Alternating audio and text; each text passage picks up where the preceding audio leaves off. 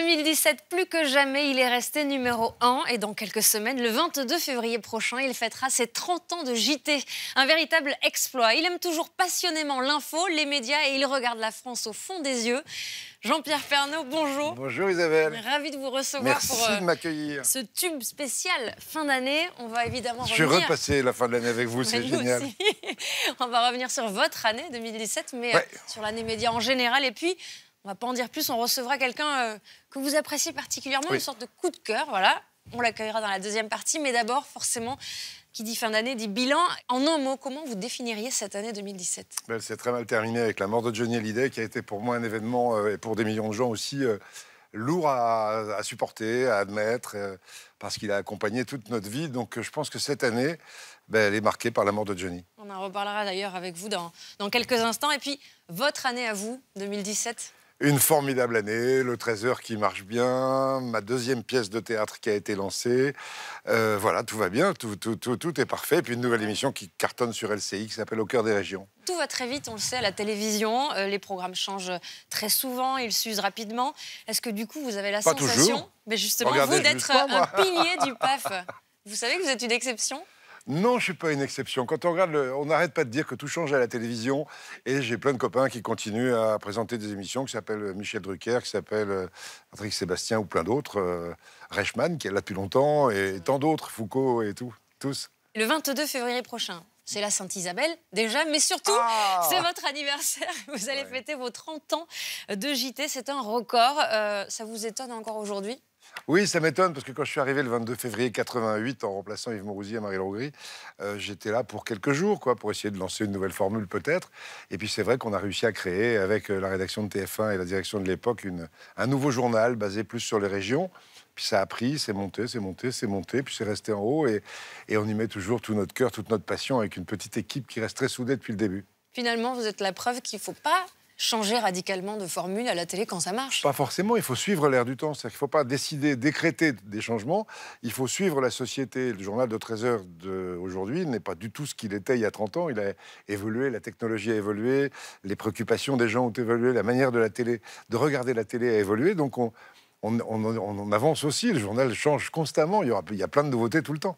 En tout cas, le Trésor de TF1 est une machine bien rodée. Le Tube est allé voir comment ça se passait exactement en coulisses. C'est un reportage signé Amandine Collongette. Il faisait froid ce matin-là en bas de la tour TF1 quand nous sommes allés à la rencontre d'un cas à part à la télévision. Jean-Pierre dure parce que son journal, c'est lui. Et lui, c'est son journal. Le présentateur va fêter dans quelques semaines ses 30 ans de JT, presque une anomalie dans le PAF. Jean-Pierre Pernaut, aujourd'hui, c'est plus un présentateur de JT, c'est une marque. On a Bruce Springsteen dans le rock, c'est le boss, quoi. Le Tube s'invite dans les coulisses du boss de TF1. Il est 9h30, ambiance studieuse autour de la table. Alors, la conférence de conducteurs débute, un jeu d'équilibriste, il faut répartir les sujets dans le journal. Et aujourd'hui, l'actualité se fait désirer. Je me demande si avant les maires, il faut pas mettre les maisons de retraite. Mais je suis pas sûre qu'on ait quelque chose. Ce matin, la rédactrice en chef veut ouvrir le journal par la tempête en Bretagne. Écoute, on verra comment sont les deux sujets, entre Bretagne et Miss. Le cœur de Jean-Pierre Pernaut penche, lui, pour le reportage sur les Miss France. Non, les Miss, elles vont être en tête, je le sens. Un flair que Jean-Pierre Pernaut met au service de son journal depuis bientôt 30 ans. À son compteur, près de 6500 journaux. Le Tube a retrouvé l'un de ses premiers JT. Mesdames et messieurs, bonjour. Premier événement de cette matinée, le grave incident qui s'est produit en Nouvelle-Calédonie tout à l'heure. Le journaliste trouve rapidement son style. Sa marque de fabrique, la proximité, son credo, montrer l'actualité telle que la vivent les Français.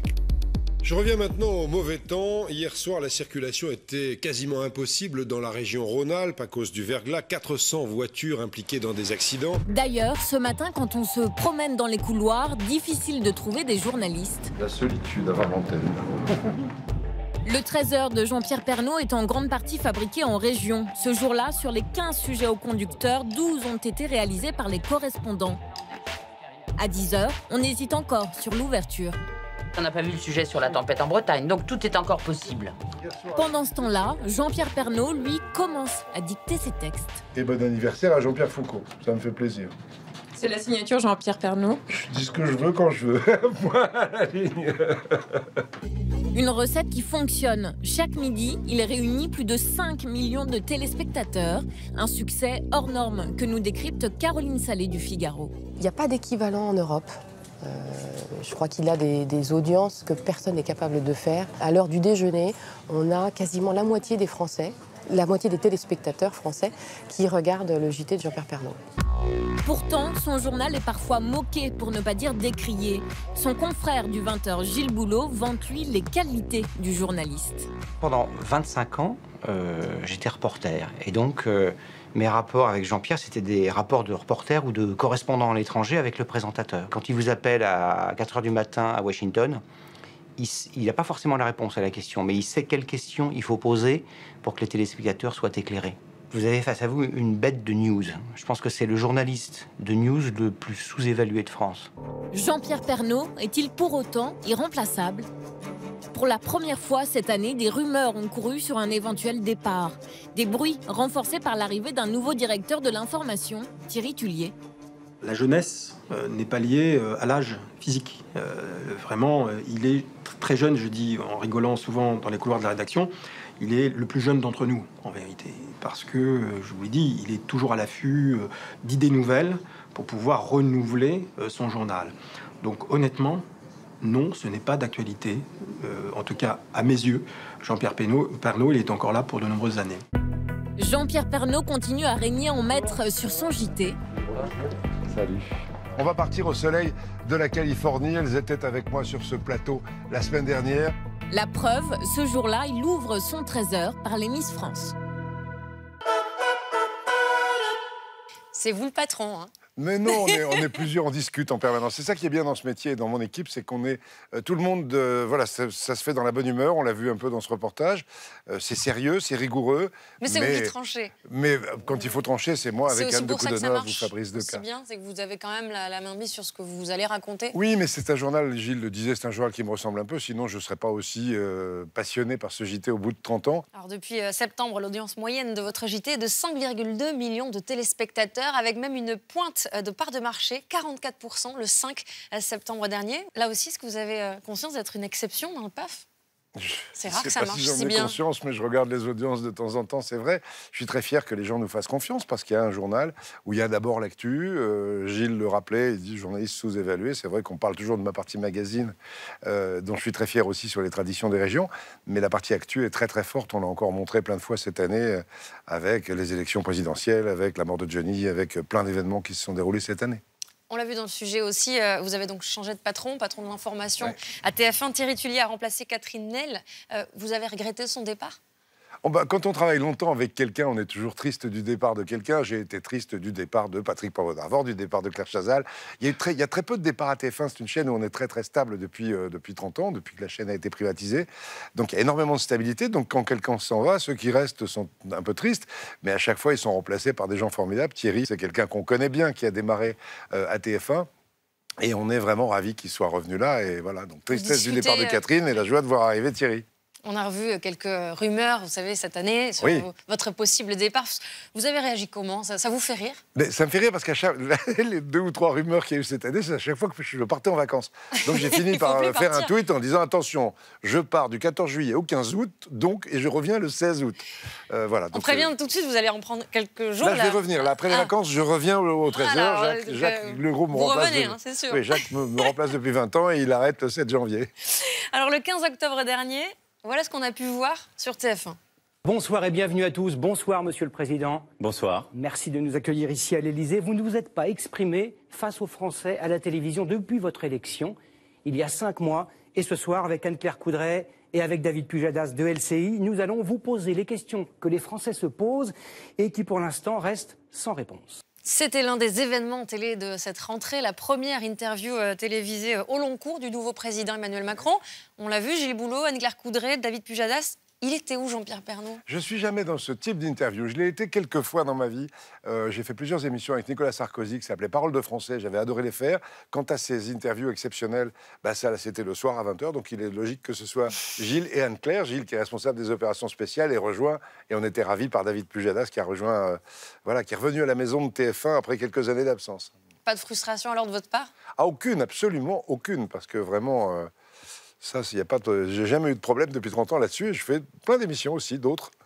Vous n'étiez peut-être pas autour de cette table, mais la politique, évidemment, ça vous connaît, dans vos JT, mais aussi en dehors, au théâtre.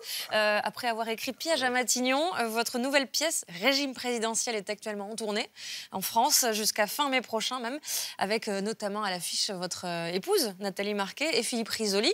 Oui. La politique, ça vous fascine ou ça vous amuse ou... Non, ça me fascine. Là, dans le théâtre, je me suis beaucoup amusé avec la politique, avec Piège à Matignon, qui a cartonné pendant 6 ans. C'était vraiment un vaudeville, presque une caricature de la vie politique, on s'en amusait. Là, Régime présidentiel, c'est différent. C'est vraiment, là, du vaudeville, du vrai vaudeville, avec des portes qui claquent, avec Nathalie Cacot, écrit la pièce avec moi, avec Éric Leroc. Risoli, toujours sur scène. Et c'est hilarant, on s'amuse comme des fous. On sera le 13 janvier à Kirchwiller, sur la scène du Royal Palace, ce cabaret extraordinaire-là. On redémarre la saison le 13 janvier.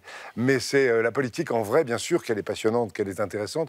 Dans le 13h, je parle peu de la politique institutionnelle, mais je parle des effets de la politique avec les réactions des gens sur ce qui se passe, sur les événements, sur ce qui les concerne directement.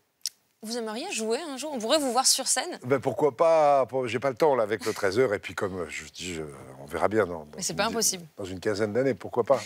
Très bien. On revient justement à votre 13h. Vous continuez de laisser une place importante aux régions. Vous pensez que cette actualité est encore trop négligée dans les autres médias? Non, elle n'est pas négligée. De moins en moins. Quand j'ai commencé en 1988 à créer un réseau de correspondants avec la presse quotidienne régionale, la plupart du temps, on nous a traités de fous. On dit, mais voilà, de l'actualité, elle doit être traitée à Paris et dans les grandes capitales mondiales, mais pas ailleurs. Les autres s'y sont mis petit à petit. Maintenant, il y a une tempête de neige, les journaux de 20 heures en parlent. Il y a 30 ans, ils n'en parlaient jamais de ces trucs-là.